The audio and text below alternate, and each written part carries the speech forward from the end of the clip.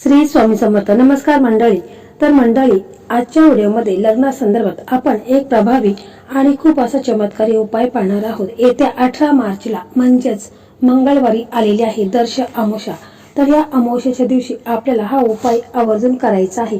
म्हणजे ज्या मुला मुलींच्या लग्नाला विलंब झालेला आहे, लग्न हे त्यांचं ठरत नाही, भरपूर वय त्यांचं झालेलं आहे तरी देखील लग्न ठरत नाही, लग्नात भरपूर अशा समस्या अडचणी ह्या येत आहेत. आई वडील देखील भरपूर असे प्रयत्न करतात, उपाय करतात, परंतु कोणताही उपाय त्यांना लागू होत नाही आणि लग्नात भरपूर अशा समस्या अडचणी ह्या येत असतात. तर अशा ह्या अमावस्याच्या दिवशी म्हणजे दर्श अमावस्याच्या दिवशी आपण काही उपाय केले तर मुलांच्या लग्नात जे काही अडचणी आहेत, जो काही पितृदोष असेल, नजर दोष असेल किंवा राहू केतूचा काही दोष असेल तर तो दूर होईल. कारण अमावस्या तिथीला पितृंचे स्मरण करणे जितके महत्त्वाचे असते. कारण बघा, आपल्या घरात जर पितृदोष असेल तर मुलांच्या लग्नात अडचणी संकटे येत असतात.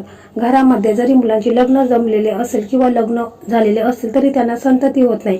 घरामध्ये वादविवाद हे सर्व पितृदोषामुळे होत असते. ही अमावस्या साधी अमावस्या नाही, हा दिवस असा मानला जातो या दिवशी श्रद्धेने केलेला हा उपाय सुद्धा वर्षभराची दिशा बदलू शकते.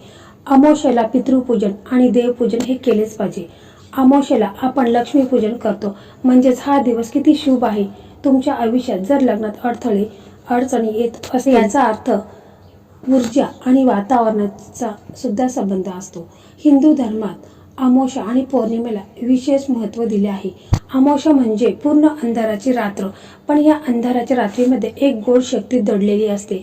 ही रात्र केवळ पितृस्मरणाची नाही तर आत्मशुद्धी घरशुद्धीचीही आहे. धर्मशास्त्र सांगतं की प्रत्येक अमावस्येला पितरांचे स्मरण आणि पूजन केले पाहिजे. त्याप्रमाणे दर्श अमावस्येला शिवपूजनालाही तितकंच महत्त्व आहे. तर मंडळी, आज जो उपाय आपण पाहणार आहोत, फक्त आपल्याला इथे 7 कापुराच्या वड्या जाळायच्या आहेत. स्थलांच्या लाईनी लागतील. हा आध्यात्मिक आणि शुद्धीकरणाचा दिवस आहे. या दिवशी मुलांच्या लग्नात येणारे अडथळे आहेत ते दूर होतात आणि मुलांचं लग्न हे लवकरात लवकर होते. तर मंडळी, आपल्याला या उपायासाठी फक्त 7 कापूरच्या वड्या आणि एक आपल्याला आट्याचा दिवा लागणार आहे. हा उपाय आहे तर हा उपाय मुलं स्वतः देखील करू शकतात आणि मुलाचे वडील असेल तर त्यांनी केला तरी देखील चालेल, काका करू शकतो, मुलाचा भाऊ असेल तर त्याने देखील करायचा आहे. साधा सोपा उपाय आहे, फक्त तुम्ही श्रद्धेने विश्वासाने करा. तर मंडळी, ही संपूर्ण माहिती जाणून घेण्या अगोदर तुम्ही चॅनलवरती नवीन असाल तर चॅनलला सबस्क्राईब करा. व्हिडिओ पाहत असताना व्हिडिओला लाईक करा आणि श्री स्वामी समर्थ अशी कमेंट नक्की करा. तर मंडळी, लग्नासंदर्भात भरपूर व्हिडिओ आपल्या प्लेलिस्टमध्ये आहेत. तर मराठी मेघना या यूट्यूब चॅनलवरती जायचं आहे. प्लेलिस्टमध्ये लग्नासंदर्भात भरपूर व्हिडिओ अपलोड झालेले आहेत. त्यामध्ये बऱ्याच मुलांचं लग्न देखील ठरलेलं आहे, कारण त्यांनी मला तशी कमेंट देखील केलेली आहे. ते व्हिडिओ देखील तुम्ही पाहू शकता. कारण मी जे हे उपाय सांगत आहे तर हे उपाय आहेत तर ते ज्योतिषाने सांगितलेले महा उपाय आहेत, ज्यामध्ये बऱ्याच मुलींचं लग्न देखील ठरलेलं आहे. तर मंडळी, अमावस्येच्या दिवशी आपण सकाळी लवकर उठायचं आहे. आपला देवघर आहे, स्वच्छ अगोदर आंघोळ करून घ्यायची आहे आणि आपला देवघर आहे तिथे जायचं आहे. तिथे प्रथम तुपाचा दिवा लावायचा आहे, अगरबत्ती लावायच्या आहेत. आपले पितृदेव आहेत, कुलदैवत आहेत, स्वामी समर्थ महाराज आहेत, यांना प्रणाम करायचा आहे.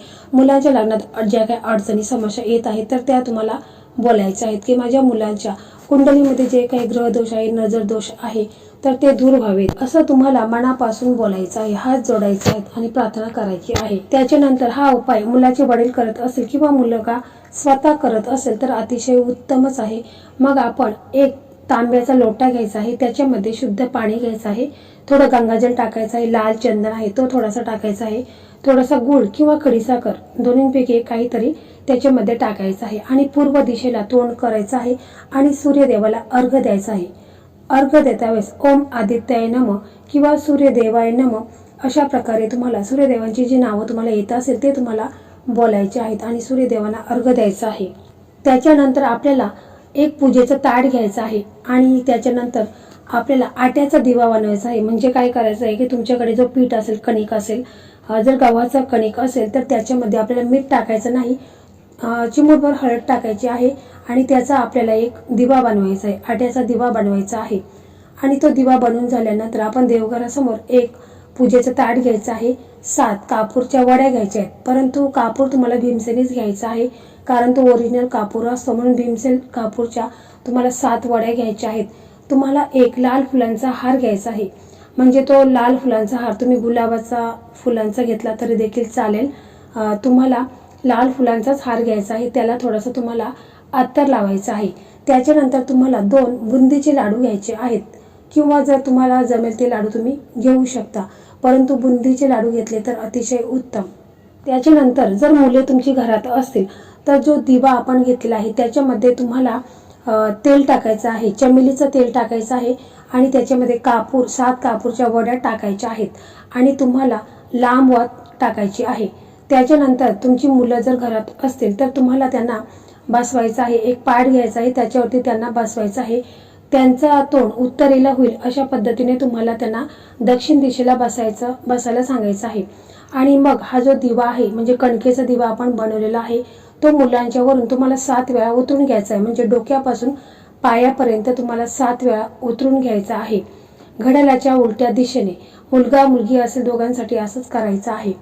आणि समजा जर तुमची मुलं घरी नसतील तर मग काय करायचं आहे की जर मुलांचा फोटो असेल तर तुम्हाला त्या मुलांच्या फोटोवरून 7 वेळा उतरून घ्यायचा आहे. म्हणजे हा दिवा आहे तर तो मुलांच्या फोटोवरून सुद्धा 7 वेळा घड्याळाच्या उलट्या दिशेने उतरून घ्यायचा आहे. पहा, हा उपाय आहे तर हा उपाय आपल्याला 12च्या आतमध्ये करायचा आहे. म्हणजे आपल्याला हनुमानजींच्या मंदिरामध्ये जायचं आहे.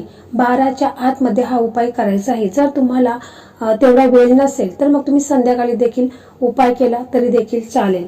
त्याच्यानंतर तिथे गेल्यानंतर तुम्हाला प्रथम जो तुम्ही गुलाबाचा हार आणलेला आहे तर तो तुम्हाला मारुतीजींना अर्पण करायचा आहे. आणि जर आई वडील असतील तर ते मुलांसाठी हा उपाय करत असेल तर त्यांनी काय करायचं आहे की मुलाचं नाव बोलायचं आहे, गोत्र बोलायचं आहे आणि मग जो दिवा आपण घेतलेला आहे म्हणजे आट्याचा दिवा आहे तर तो प्रज्वलित करायचा आहे आणि त्याच्यामध्ये 7 कापूरच्या वड्या टाकायच्या आहेत. म्हणजे जर तुळशीची माळ तुमच्याकडे असेल तर ती देखील तुम्ही हनुमानजींना अर्पण करायची आहे. आणि याच्यानंतर तुम्हाला तुमचे दोन्ही हात जोडायचे आहेत आणि तुम्हाला तुमच्या मुलांसाठी हनुमानजींना प्रार्थना करायची आहे की हे हनुमानजी, तुम्हाला असं काहीच अशक्य नाही की तुम्ही करू शकत नाही. तुम्ही माझ्या मुलांच्या ज्या काही कुंडलीमध्ये जे काही दोष निर्माण झालेत, मुलांचं लग्न हे ठरत नाही किंवा कोणता ना कोणता कारण निवडून मुलांचं लग्न हे मोडत असतं, तर तुम्ही काही तुम्हाला अशक्य नाही तर तुम्ही हे शक्य करा आणि मुलांच्या लग्नात जे काही विघ्न येत आहे ते टळून मुलांचं लग्न हे लवकरात लवकर होऊ द्या. अशा प्रकारे तुम्हाला कळवळून हनुमानजींना प्रार्थना करायची आहे. जर मुलं स्वतः उपाय करत असेल तर मुलांनी स्वतःच्या लग्नाबद्दल हनुमानजींना प्रार्थना करायची आहे की माझ्या लग्नात कुंडलीमध्ये जे काही दोष असतील ते दूर होऊन माझं लग्न हे लवकरात लवकर ठरू द्या. अशा प्रकारे तुम्हाला हात जोडून प्रार्थना करायची आहे. त्याच्यानंतर बघा, तुम्हाला तिथे बसायचं आहे आणि चौपाई बोलायची आहे. तर असं म्हणायचं आहे की कौन स काज कठीण जग माही, जो नाही होईतात तुम पाही. असं तुम्हाला बोलायचं आहे. ऐका, कौन स काज कठीण जग माही, जो नाही होईतात तुम पाही. असं तुम्हाला 1 माळ जप करायचा आहे. जर शक्य असेल तर 1 माळ तुम्ही नक्कीच जप करा. जर वेळ नसेल तर मग तुम्ही 21 वेळा किंवा 11 वेळा बोलायचं आहे. यामुळे हनुमानजी प्रसन्न होतात. असं म्हणतात की या कलियुगामध्ये हनुमानजी आहेत तर ते लवकर प्रसन्न होणारे देवता आहेत. तर तुम्हाला हे तिथे बसूनच बोलायचं आहे. मुलं स्वतः असेल तर मुलांनी स्वतः बोलायचं आहे. आई वडील करीत असेल तर त्यांनी तसं बोलायचं आहे. आणि तुमच्या मनात जे लग्नाबद्दल जे काही समस्या आहेत, अडचणी आहेत, लग्न का होत नाही, लग्नात कुठला दोष कुंडलीमध्ये कुठला दोष निर्माण झालेला आहे का, तर ते संपूर्ण दूर व्हावे असं तुम्हाला हनुमानजींना प्रार्थना करायची आहे. दोन्ही हात जोडायचे आहेत आणि तिथे नतमस्तक व्हायचं आहे. तर मंडळी, अशा प्रकारे आजचा हा व्हिडिओ होता. हा व्हिडिओ तुम्हाला कसा वाटला कमेंटमध्ये नक्की सांगा.